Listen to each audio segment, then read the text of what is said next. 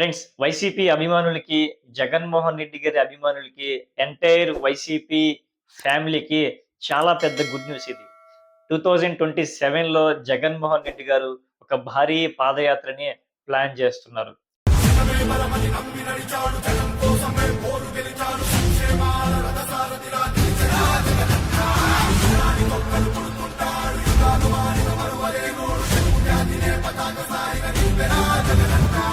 అధికారంలో లేనప్పుడు ఆయన పాదయాత్రకి ఏ విధంగా రెస్పాన్స్ వచ్చిందో అందరికీ తెలిసిన విషయమే.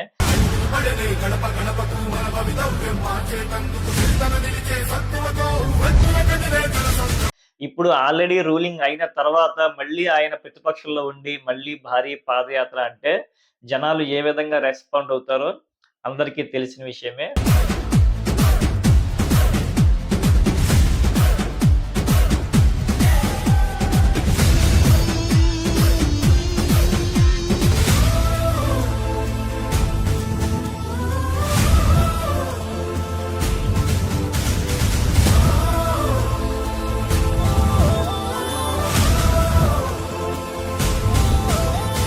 అయితే డీటెయిల్‌గా తెలుసుకునే ముందు చిన్న లైక్ చేయండి వీడియోని. ఫ్రెండ్స్, పాలిటిక్స్‌లో పాదయాత్ర అనేది ఒక సక్సెస్‌ఫుల్ టాస్క్‌గా ఈ పాదయాత్రని పొలిటీషియన్స్ అడాప్ట్ చేసుకుంటున్నారు. బికాస్ ఆఫ్ పాదయాత్ర చేసిన నాయకులు అంతా కూడా 99.9% అందరూ సక్సెస్‌ఫుల్ అయ్యి రూలింగ్‌లోకి రావడం జరిగింది.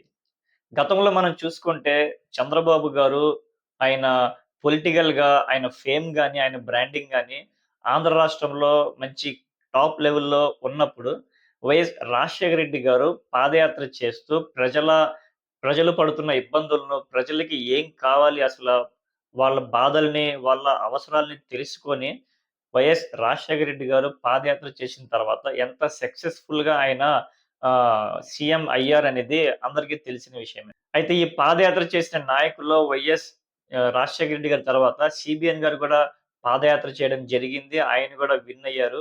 నెక్స్ట్ దాని తర్వాత వైఎస్ జగన్మోహన్ రెడ్డి గారు చేసిన పాదయాత్ర కనీవినీ ఎరుగని పాదయాత్రగా ఇండియాలోనే చెప్పొచ్చు. ఎందుకంటే ఆయన దాదాపు 3000 ఎగ్జాక్ట్‌గా అయితే గుర్తులేదు. కానీ 3500 సమ్ కిలోమీటర్స్ ఆయన పాదయాత్ర చేశారు.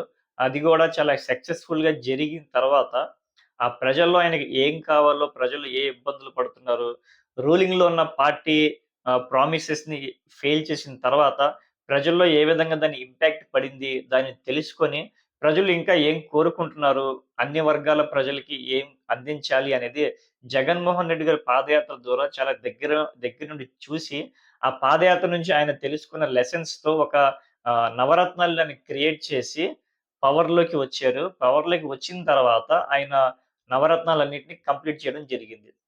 అలాగే జగన్మోహన్ రెడ్డి గారు అధికారంలోకి వచ్చిన తర్వాత నారా లోకేష్ గారు 'యువగళం' అనే పేరు మీద పాదయాత్ర ఆయన స్టార్ట్ చేశారు. సో, ఆ 'యువగళం' అంత సక్సెస్ అవ్వకపోయినా సరే, కానీ దాని ఇంపాక్ట్ అయితే యూత్‌లో చాలా పడింది 'యువగళం' పాదయాత్ర. సో, నెక్స్ట్ ఆ విధంగా 'యువగళం' పాదయాత్ర ద్వారా సీబీఎన్ గారు, పవన్ కళ్యాణ్ గారు కలవడం ద్వారా వాళ్ళంతా రూలింగ్‌లోకి రావడం జరిగింది. సో, ఏ ఇంపాక్ట్ అయినా సరే, ఏ విధంగా రూలింగ్‌లో వచ్చినా సరే, ఈ పాదయాత్ర టాస్క్ అనేది పొలిటీషియన్స్ దాన్ని ఒక ఫస్ట్ ప్రయారిటీగా తీసుకుంటున్నారు. ప్రతిపక్షంలో ఉన్న నాయకులు ఎస్పెషల్లీ. సో, ఇప్పుడు లేటెస్ట్‌గా న్యూస్ ఏంటంటే 2027లో జగన్మోహన్ రెడ్డి గారిది చాలా పెద్ద భారీ పాదయాత్రని ప్లాన్ చేస్తున్నారు అని చెప్పి ఇటు వైసీపీ వర్గంలోను, అటు టీడీపీ వర్గంలోను ఈ న్యూస్ అనేది చాలా ఫాస్ట్‌గా స్ప్రెడ్ అవుతుంది. అయితే గతంలో జగన్మోహన్ రెడ్డి గారు పాదయాత్ర చేశారు. అప్పుడుగా ఆయన అధికారంలోకి రాలేదు. అధికారంలోకి రాకముందే ఆయనకి అంత జనసముద్రం ఆయన పాదయాత్రలో ఫాలో అయ్యారు అంటే ఆల్రెడీ ఆయన రూలింగ్ చూసారు ప్రజలంతా గూడా. జగన్మోహన్ రెడ్డి గారు ఏ విధంగా రూల్ చేశారనేది.